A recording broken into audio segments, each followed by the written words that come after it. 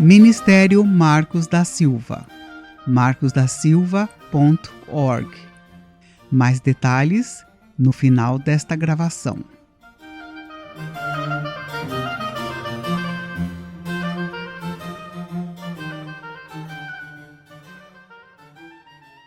Série O Sermão da Montanha.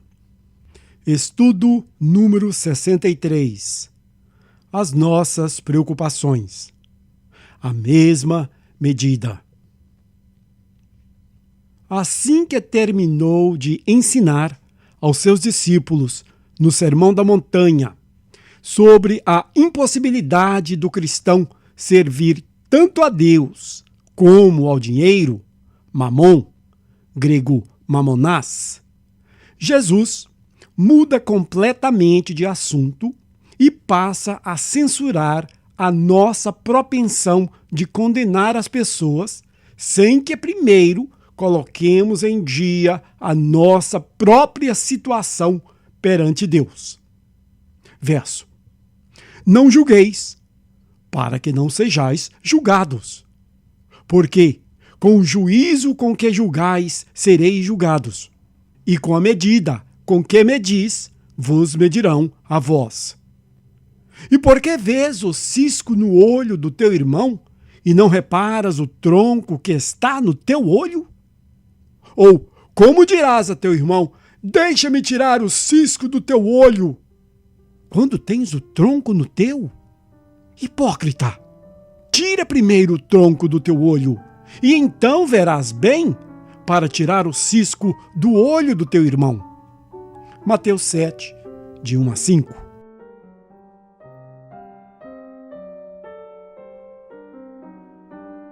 Três estudos sobre julgarmos os nossos irmãos.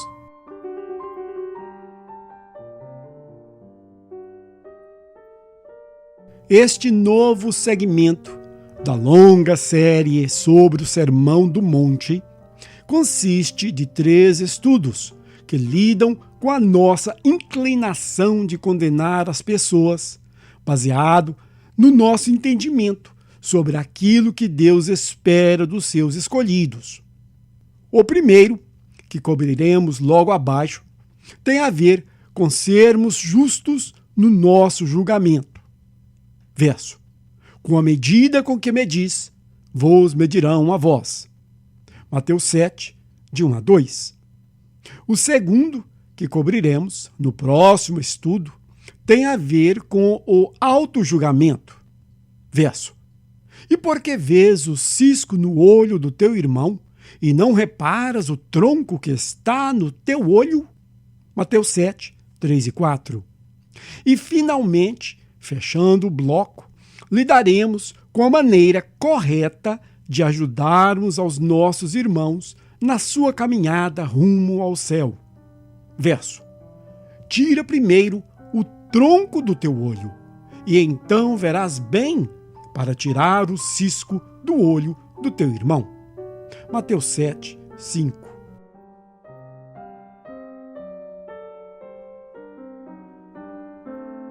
Uma melhor tradução para a palavra julgar.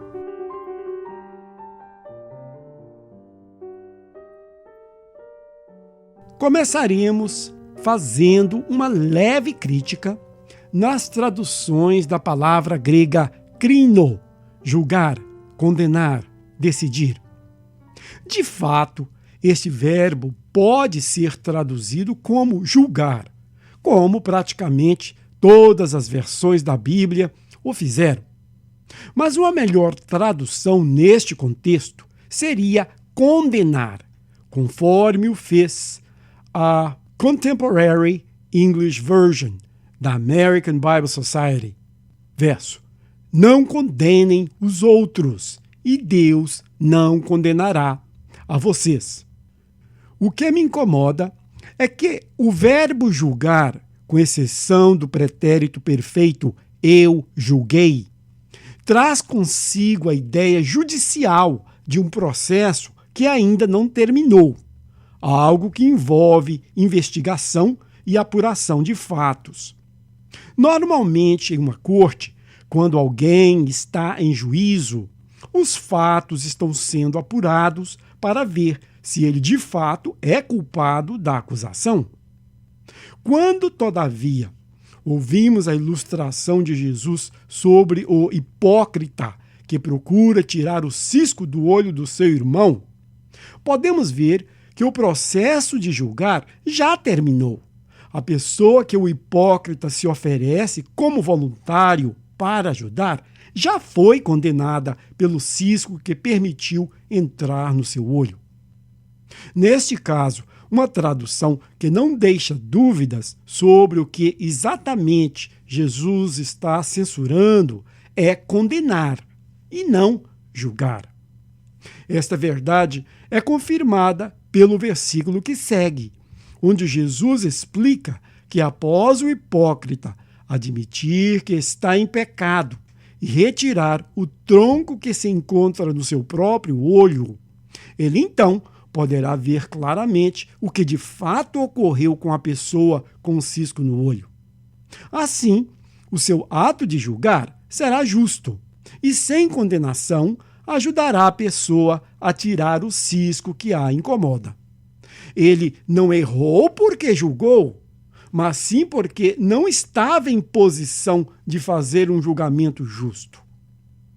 Devo também mencionar que uma outra razão que a tradução julgar não deve ser usada neste contexto é porque em várias outras passagens na Bíblia somos instruídos ou informados sobre o julgar corretamente. Verso: não julgueis pela aparência, mas julgai segundo o reto juízo.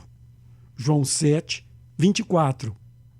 Verso: ora, se teu irmão pecar, vai e repreende-o entre ti e ele só.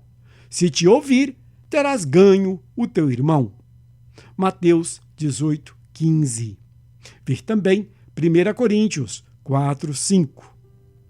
Tenho que admitir, no entanto, que traduzir crino como julgar, ainda que não seja a melhor opção, não corrompe o sentido do versículo.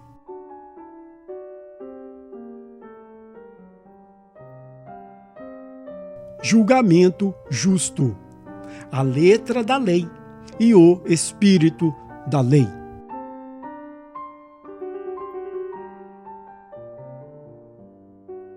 No Evangelho segundo João, conforme já lemos acima, Jesus, ao ser condenado pela multidão porque curou um homem no sábado, ver João 5, de 1 a 9, nos disse que devemos julgar não de acordo com as aparências, mas de acordo com um julgamento justo.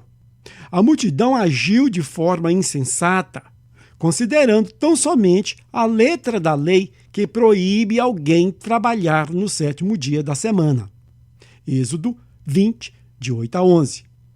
Jesus, porém, censura a decisão deles, argumentando que, se de acordo com Moisés, a pequena cirurgia da circuncisão, que lida apenas com a parte espiritual do homem, pode ser feita no sábado, Levítico 12, 3, quanto mais o milagre que ele fez, que envolveu tanto a cura espiritual como também a cura física. Verso: não julgueis pela aparência, mas julgai segundo o reto juízo. João 7, 24. A multidão julgou pela aparência porque não considerou todos os fatos do que Jesus havia feito. O julgamento foi tão somente baseado na letra da lei, grego tograma tu nomo, que se refere à parte escrita da lei, enquanto o espírito da lei, grego topnevma tu nomo, que se trata do verdadeiro objetivo da lei, foi deixado de lado. Toda a lei de Deus tem como objetivo a restauração do homem ao seu relacionamento com o Criador, e não condenar o homem à perdição. A lei de Deus não busca condenar, mas salvar. Verso: Porque Deus enviou o seu Filho ao mundo não para condenar, grego krino, o mundo, mas para que o mundo fosse salvo por ele. João 3:17.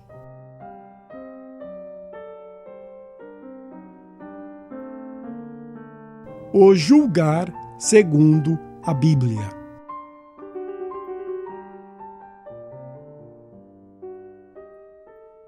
Primeiramente, é bom que entendamos o que é o julgar segundo a Bíblia. Julgar algo ou alguém, no contexto espiritual, se trata de analisar se este algo ou esta pessoa está de acordo com a lei de Deus. Como resultado da nossa avaliação, decidimos então se o que vemos ou ouvimos agrada ou não a Deus, se recebe ou não a sua aprovação. Note que o objetivo desta avaliação, para que seja justa, não é que satisfaça os nossos requerimentos de retidão, mas sim os requerimentos de Deus. Muitas vezes julgamos e condenamos alguém baseado na nossa preferência ou naquilo que achamos que deveria ser o correto. O tipo de julgamento considerado justo precisa ter como resultado final satisfazer a vontade de Deus e não a nossa. Indo mais além, o tipo de julgamento que agrada a Deus procura primariamente a restauração do pecador e não a sua condenação. Verso. Então, erguendo-se Jesus, e não vendo a ninguém, senão a mulher, perguntou-lhe: Mulher, onde estão aqueles teus acusadores? Ninguém te condenou? Respondeu ela: Ninguém, Senhor. E disse-lhe Jesus: Nem eu te condeno. Grego krino. Vai-te e não peques mais. João 8, 10 e 11.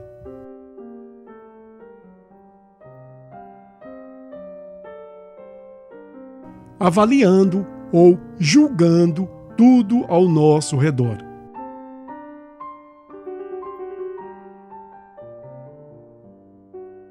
Embora não usamos a palavra julgar, a realidade é que, como igreja ou individualmente, estamos continuamente julgando ou avaliando aquilo que vemos e ouvimos para saber se é algo que Deus aprova ou desaprova. Ao terminar esta avaliação, temos então um veredito, que pode tanto aceitar ou absolver, como também rejeitar ou condenar aquilo que vemos ou ouvimos. Foi isto o que Jesus quis dizer quando nos alertou sobre os homens que diziam ser profetas, mas não eram. Verso. Guardai-vos dos falsos profetas, grego pseudoprofites, que vêm a vós, disfarçados em ovelhas, grego provaton, mas interiormente são lobos, grego lukos, devoradores. Pelos seus frutos, grego karpos, os conhecereis. De novo, guardai-vos dos falsos profetas, que vêm a vós disfarçados em ovelhas, mas interiormente são lobos devoradores. Pelos seus frutos os conhecereis. Mateus 7, 15 e 16.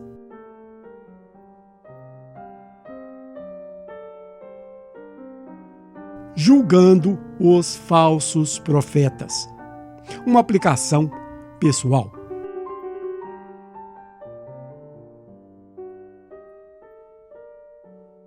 Fazendo uma aplicação pessoal sobre este ensino de Jesus, imaginem que surgiram entre nós homens que se dizem profetas.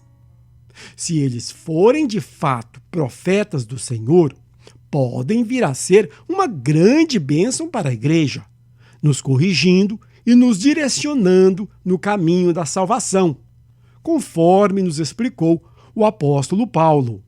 Verso: o que profetiza, grego profetevo, fala aos homens, grego anthropos, para edificação, exortação e consolação.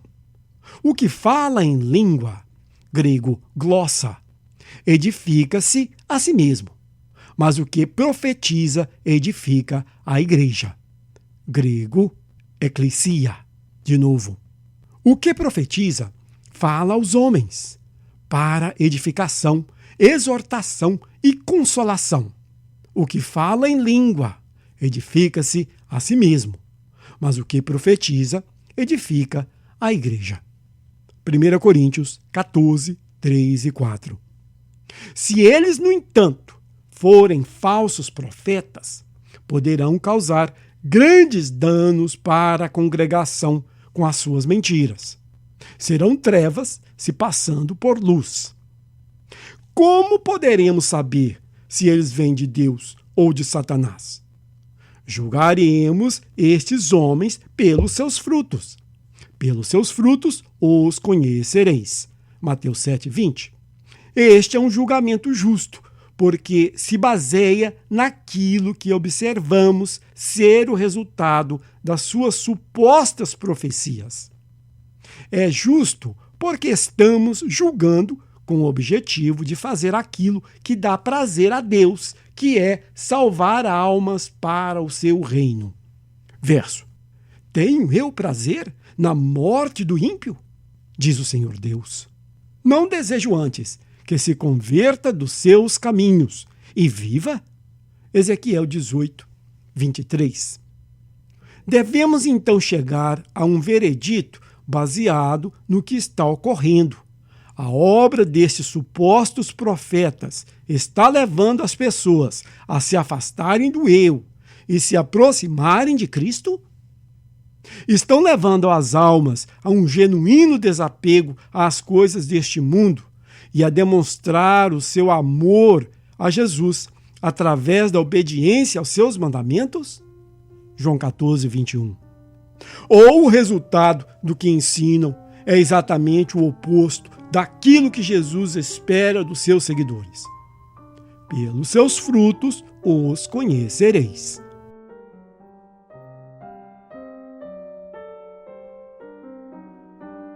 A mesma medida contra nós.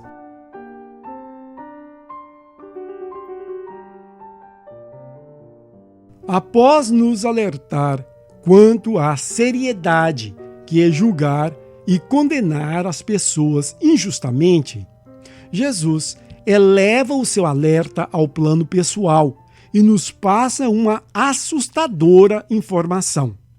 Verso: com a medida com que medis, vos medirão a vós. Mateus 7, 1 e 2.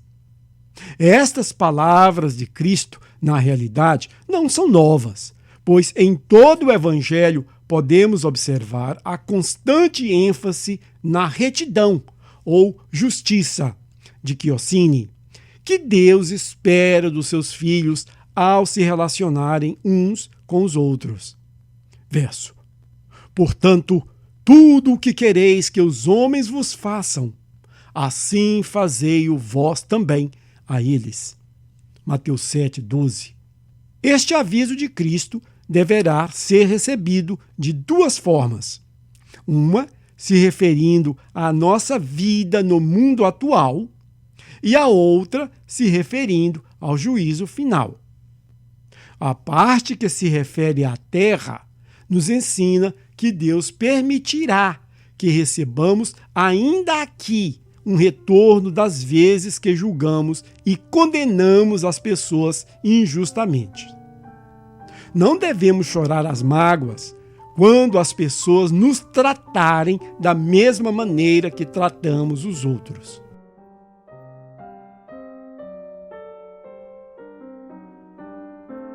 Quando formos julgados por Deus.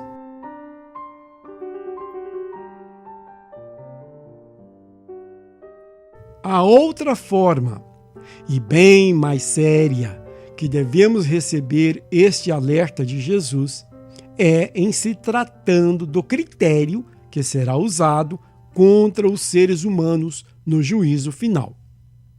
Obviamente, Deus é benevolente, misericordioso e possui uma justiça perfeita, enquanto nós falhamos em tudo isso. E neste sentido, não creio que Deus utilizará da mesma medida que utilizamos no nosso tratamento das pessoas. Mas podemos ter certeza que quando os livros forem abertos, todos os julgamentos injustos que fizemos contra os nossos semelhantes virão à tona e serão considerados no veredito eterno. Verso. E pensas tu, ó homem, que julgas os que praticam tais coisas, e contudo praticas também que escaparás ao juízo de Deus? Mas segundo a tua dureza e teu coração impenitente, guarda contra ti mesmo ira após o dia da ira e da revelação do justo juízo de Deus, que retribuirá a cada um segundo as suas obras. Romanos 2, 3, 5 e 6.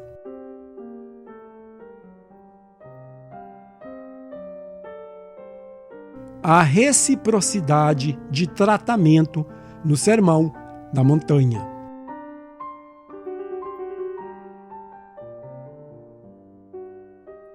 Também devemos observar que este alerta de Jesus está em harmonia com o restante do Sermão da Montanha, onde Jesus repetidamente nos diz que o tratamento que receberemos de Deus é proporcional ao tratamento que os outros recebem de nós.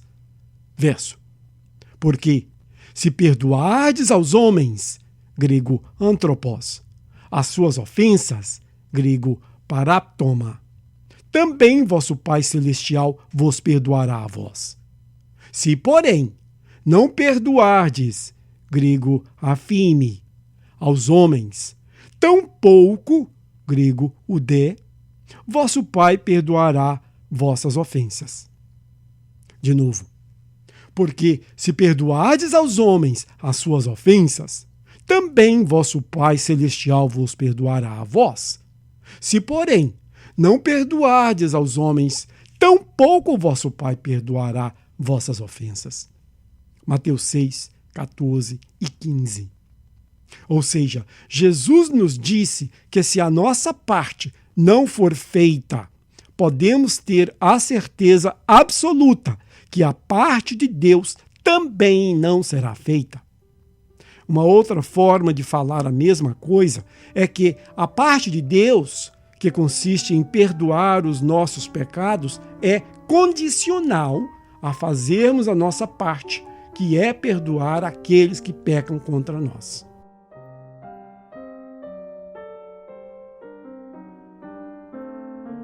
Deus espera misericórdia e não condenação.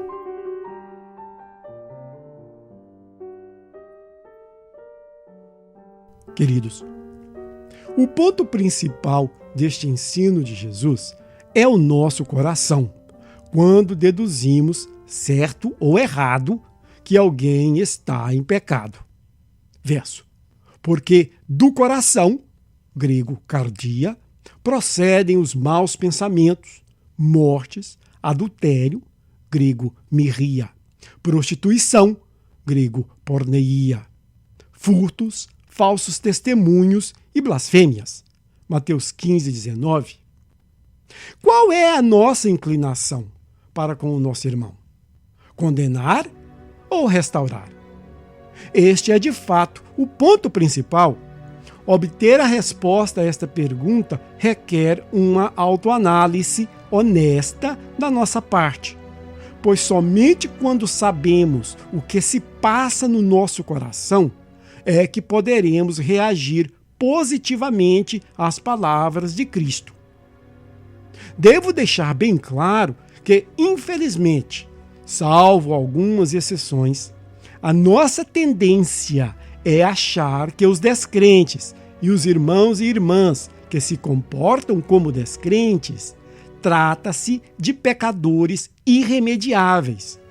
E se tivéssemos a necessária fé, em alguns casos ordenaríamos que descesse fogo do céu e os consumissem, conforme quiseram fazer os apóstolos de Jesus. Verso: Senhor, queres que mandemos descer fogo do céu para os consumir? Jesus, porém, voltando-se, repreendeu-os e foram para outra aldeia. Lucas 9, 52 a 56. Ver também 2 Reis 1, 10, 12 e 14. Este tipo de reação comum entre nós, no entanto, procede da carne e não do Espírito. Como imitadores de Cristo, o nosso grande objetivo ao nos relacionarmos com os outros seres humanos, seja com os descrentes ou com os de casa, é que assim como nós, eles reconheçam seus erros, se arrependam dos seus pecados, se empenham a amar e a obedecer aos mandamentos de Jesus e assim se salvem. Não queremos que ninguém morra espiritualmente, mas sim que todos vivam eternamente. Espero te ver no céu.